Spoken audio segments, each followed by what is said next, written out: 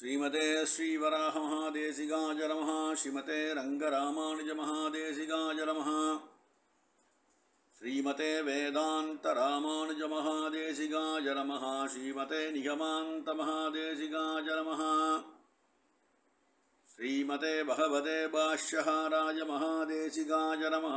श्रीमते बहुलभूषणमहागुरवे नमः। श्री तरंगमहनंदिनी हेमाब्जनायिका समेत श्री देवनाथ परब्रह्मणे नमः। श्री अलर्मेल मंगा नायिका समेत श्री श्रीनिवास परब्रह्मणे नमः। श्रीमान् वेंकटनाथार्य कवितार्किककेसरी वेदांताचार्यवर्यो मे सन्निधत्तां सदाहृति। சீரொன்றுது புல் திருவேங்கடமுடையான் பாரந்தச் சொன்ன பழமொழியுள் ஓரொன்று தானே யமயாதோ தாரணியில் வாழ்வார்க்கு வானேரப் போமளவும் வாழ்வு. ஸ்ரீமதே நிகமாந்த மகாதேசிகாய நமः. ஆஸ்திகாள் நேற்றைய பர்யந்தம் சுவாமி தேசிகனுடைய தயாசதகத்திலே 93 பாசுரங்கள் அனுபவிச்சிருக்கா. அந்த 93வது பாசுரத்திலே சுவாமியினுடைய திருவுள்ளம் என்னன்னு கேட்டாக்கா, சாஸ்திரம் அறிஞ்சிருக்கார். அந்த சாஸ்திரத்தை அதிலங்கனம் பண்ணும்போது பாபம் சம்பவிக்கிறது, அதற்கு தண்டனை உண்டு. எப்படி இவர் சாஸ்திரத்தை அதிலங்கனம் பண்ணுறாருன்னு சொன்னால், வித்ராசுரன், இரண்யாக்ஷன், ராவணாதிகள் அவெல்லாம் எந்த மார்க்கத்தில் போனாலும் அந்த மார்க்கத்தை நானும் ஆதரிக்கிறேன், இடைவிடாமல் ஆதரிக்கிறேன். அதனாலே எனக்கு பாபம் கொஞ்சம் சம்பவிக்கிறதுமா, நான் ஒரு பேதையாயிட்டேன். அதனாலே உன்னிடத்தே நான் சரணாகதி பண்ணேன், அடைக்கலம் புகுந்தேன். எம்பெருமான் என்னை தண்டிக்கிறதுக்கு முன்னாடி, ஏன்னா எம்பெருமான் தண்டதரன்னு சொன்னார். எம்பெருமான் தண்டிச்சான்னாக்கா எனக்கு கஷ்டமாக இருக்கும். அதனாலே அவன் என்னை தண்டிப்பதற்கு முன்பாக எனக்கு நீ ரக்ஷணம் கொடுக்க வேண்டும். எம்பெருமான் என்னை தண்டிக்காமல் இருக்க நீ சாந்தப்படுத்த வேண்டும் சொல்லி, தீனே விபோகோ சமய தண்டதரத்வலீலாம்னு சொன்னார். எம்பெருமான் ஒரு லீலையாக தான் சிக்ஷனம் பண்ணுறார். ஆனால் அதை கூட என்னால் தாங்கிக்க முடியாதுமா, அதனாலே நீ கிருப பண்ணி எனக்கு அவன் தண்டனை கொடுக்காதபடி ஒரு சமன்படுத்த வேண்டும், சாந்தப்படுத்த வேண்டும்னு பிரார்த்தனை பண்ணுறார் 93வது ஸ்லோகத்தில். இன்றைய தின ஸ்லோகமானது 94வது ஸ்லோகம். மாசாகசோக்தி கனகஞ்சுகவஞ்சிதான்யஹ பஸ்யன்சு தேஷு விததாம் யதி சாகசானி பத்மா சகாய கருணே ந ருணத்சி கிம் த்வம் கோரம் குலிங்கசகுணேரிவ சேஷ்டிதம் மே. இது 94வது ஸ்லோகம் சாய்க்கிறார். இந்த ஸ்லோகத்தில் விஷய வாக்கியம் அப்படின்னு பார்த்தாக்கா, ஒரு புதுசாக ஒரு சாகதம் பண்ணாதே, அதான் சொன்னார். மா குரு, ஆனால் மானா பண்ணாதேன்னு அர்த்தம். மா சாகசோக்தி அப்படின்னு முதல்ல கொடுத்துட்டார் சுவாமி தேசிகன். சாகசத்தை நீ செய்யாதே அப்படின்னு சாய்க்கிறார். என்ன சாகசம் சுவாமின்னா, ஒரு ஆபத்து நேரும் சாகசத்தை நீ செய்யாதே அப்படின்னர். சாஸ்திரம் ஆசிச்சிருக்கார். அந்த சாஸ்திரத்தை பிறருக்கு நம்ம கற்றுக் கொடுக்கணும். அதே சமயத்தில் சாஸ்திரத்தை விதித்த கட்டளையும் நாம் மீறக்கூடாது. அப்படி மீறினா பாவம் சம்பவிக்கிறது. இங்கே சுவாமி தேசிகன் என்ன சாய்கிறேன்னா, அந்த சாஸ்திரத்தை கட்டளையை நான் தெரிஞ்சுட்டு இருக்கேன், ஆனால் நான் பிறருக்கு உபதேசம் பண்ணுறேன் அப்படின்ற. அதாவது ஒரு கட்டளை தெரிஞ்சவா கட்டளையை மீறக்கூடாது.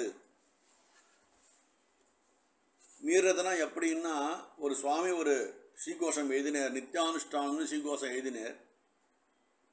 கார்த்தால சந்தியாவதனாதிகள் பண்ணணும், காலக்ஷேபங்கள் பண்ணணும், சீக்கிரம் தீர்த்தாமாடணும், ஆராதனம் பண்ணணும், இதெல்லாம் எழுதி சிஷ்யாளுக்கு சொல்லி கொடுத்தார். சிஷ்யாலும் வாங்கிண்டா. விஷயத்தை வாங்கின்ற சிஷ்யா நம்ம ஆச்சாரியர் பண்ணுறாரா அப்படின்னு 2 நாள் கழிச்சு வாரத்தில் காத்தால போய் பார்த்தா ஆச்சாரியர் எந்த அனுஷ்டானம் பண்ணாமல் இருக்கார். அப்போ கேட்டா, சுவாமி இதில் இதெல்லாம் எழுதியிருக்கீரே, நீர் அனுஷ்டிக்கவே இல்லையேன்னு கேட்டா. அதில் நான் அனுஷ்டானம் பண்ணோன்னு எங்கே எழுதியிருக்கம்பா, இதெல்லாம் உங்களுக்குன்னு ஆச்சாரியன்னு சொன்னார். அப்படி அந்த ரீதியில் இருக்கக்கூடாது. யார் ஒரு சாஸ்திரம் இது பண்ணுறாலோ அது பிரகாரம் நடக்கணும். அதுதான் சாஸ்திரத்துக்கு அனுகுணமான இருக்கக்கூடிய காரியங்கள். சாஸ்திரத்தை அதிலங்கனம் பண்ணால் பாபம் சம்பவிக்கும்னு பூர்வ ஸ்லோகத்தை சுவாமி சொன்னார்.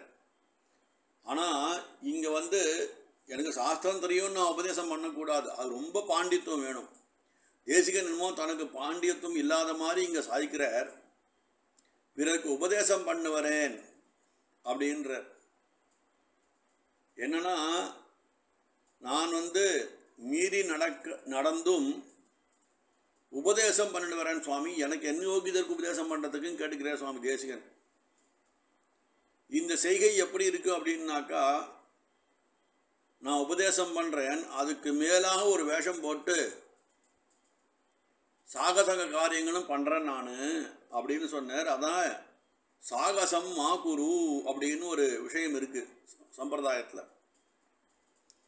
என்னன்னு கேட்டாக்கா, இந்த குலிங்க பக்ஷின்னு ஒன்று இருக்குது, அதனோட துனியானது சாகசம் மாகுரு என்ற ரீதியிலே அது கத்தின்றே இருக்கும். அது என்ன பண்ணுன்னா, ஒரு சாகச காரியம் பண்ணும்.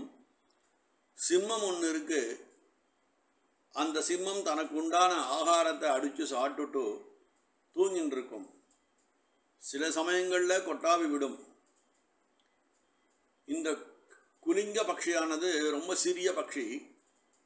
அந்த சிம்மம் வாயை திறந்து கொட்டாவி விடுற சமயத்தில் அந்த சிம்மத்தோடைய பல்லெடுக்க தந்தத்து நடுவில் இருக்கக்கூடிய மாமிச பீஜங்கம் இருக்கே, இது பார்த்துட்டே இருக்கும். சிம்மம் வாய் திறக்கும் போது நேகமாக போய் வாய்கிட்ட போயிட்டு அந்த பல்லிடுக்கில் இருக்கக்கூடியதான மாமிசத்தை கொத்தி இது சாப்பிட்டுட்டு பறந்து போயிடும்.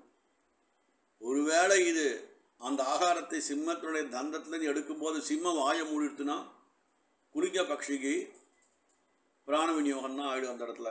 அதுதான் சாகசம்னு சொன்னான் இந்த இடத்துல.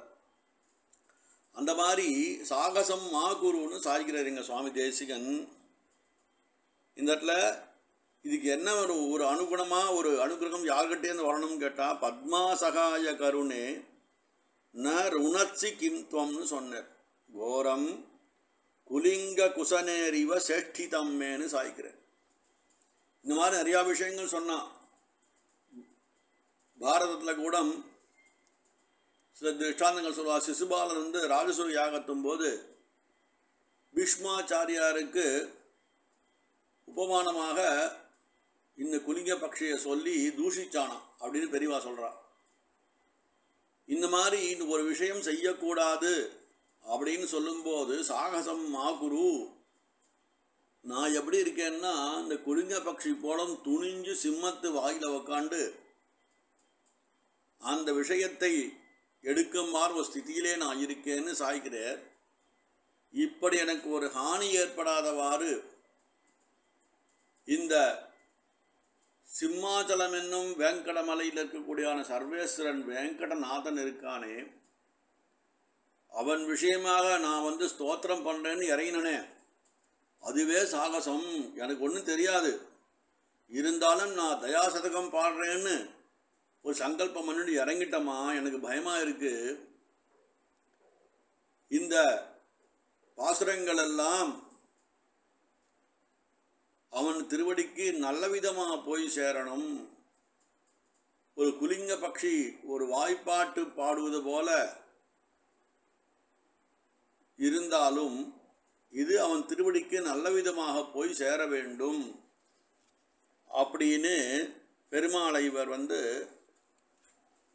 ஸ்தோத்திரம் பண்ணுற இந்த ஸ்லோகத்தின் மூலமாக தயாதேவி கிட்ட பிரார்த்தனை பண்ணுறார். பத்மா சகாய கருணே, உன்னுடைய கருணையினாலே நான் செய்கின்ற இந்த ஸ்தோத்திரமானது அவனை சந்தோஷப்படுத்த வேண்டும். ஆனால் நான் ரொம்ப துணிஞ்சு இறங்கிட்டம்மா, எனக்கு ஒன்றும் தெரியாது.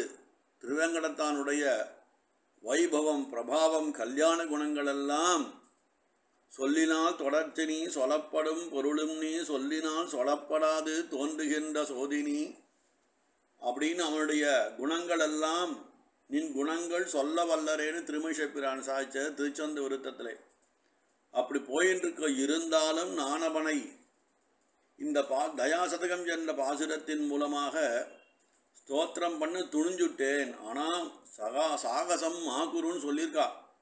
நான் துணிஞ்சு குலிங்க பக்ஷி போல இறங்கிட்டம்மா. அப்பேற்பட்ட சிம்மமவன் நிசும்மாவதாரம் பண்ணவனை நான் ஸ்தோத்திரம் பண்ண வந்துட்டேன். எனக்கு நீ ரட்சிக்க வேண்டும். நான் செய்கின்ற இந்த பாசுரங்களானது அவனுக்கு நல்லபடியாக போசரணம். அதற்கு தயாதேவி நீயே அனுகிரகம் பண்ண வேண்டும்னு தன்னுடைய சாகசத்தை பற்றியும் ஒரு நைச்சானுசந்தானமாக இந்த பாசுரத்திலே சுவாமி தேசிகன் தனக்கும் குலிங்க பக்ஷிக்கும் ஒரு சாமியத்தை காட்டுறார் இந்த இடத்த. அதனாலே பாசுரத்தின் மூலமாக தெளிந்த விஷயம் என்ன அப்படின்னா, இந்த பத்மா சகாஜனான சீனிவாசன் இருக்கானே, அவனுடைய தயை என்ற கருணை இருக்கே, அதில் என்னுடைய தேசிகனுடைய சேட்டை நான் பண்ணுகிற இந்த ஒரு விளையாட்டு எனக்கே ரொம்ப வியப்பாக இருக்குமா அப்படின்னு. ஆனால் அது பயங்கரமாக இருக்குது. எப்படி குலிங்க பக்ஷி சிம்மத்தின் வாயிலேருந்து அந்த மாம்சத்தை எடுக்குமோ அதை போல நான் சீனிவாசனாகிய நிசும்மன் அவனை போய் பாட வந்திருக்கேன். எனக்கு சக்தி கிடையாது. ஒருவேளை என்னால் பாட முடியலன்னா நான் பாடுகின்ற விஷயங்களை அவன் திருவடிக்கு நல்ல விதமாக கொண்டு சேர்க்க வேண்டும் அப்படின்னு தன்னுடைய ஸ்திதியை சுவாமி இங்கே சாய்க்கிறார். அதனாலே இந்த பாசுரத்தின் மூலமாக தன்னுடைய நைச்சானுசந்தானத்தையும் சுவாமி தேசிகன் இங்கே சொல்கிறார். கவிதாத்யக சிம்மாய கல்யாண குணசாலினே ஸ்ரீமதே வெங்கடேசாய வேதாந்த குரவே நமஹ.